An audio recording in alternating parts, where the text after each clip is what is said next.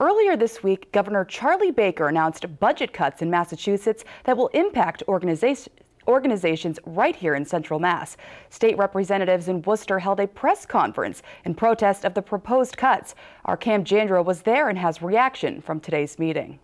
These are small organizations that depend on this money. Worcester representatives are speaking out in response to Governor Charlie Baker's recent budget cuts. They say over $640,000 will be cut from programs in Worcester.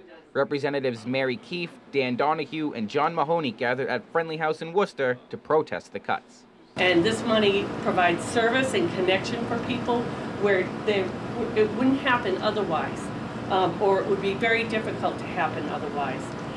But when it comes to the city of Worcester and to our residents, it's a major impact on the services, on the people that depend on those services. The Friendly House and UMass Memorial Medical Center's Down Syndrome program are two of the organizations who would be impacted. Well, it would impact us from a variety of areas. One, I think the most tragic way is to have to say to people, we do not have any alternatives. But I'd ask the governor to look in a different direction.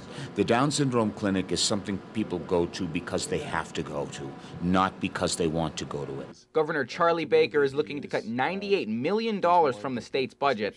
Baker's budget chief, Kristen Lepore, said in a statement, "We are acting to put the budget back in balance for the hardworking people of Massachusetts as provided under 9C authority in response to softening revenues, unavoidable spending deficiencies, and the legislature's decision to restore spending above the administration's signed balanced budget."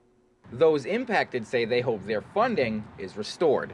No one wants to go to a Down syndrome clinic, but it's a necessity, and I ask him not to cut from necessities.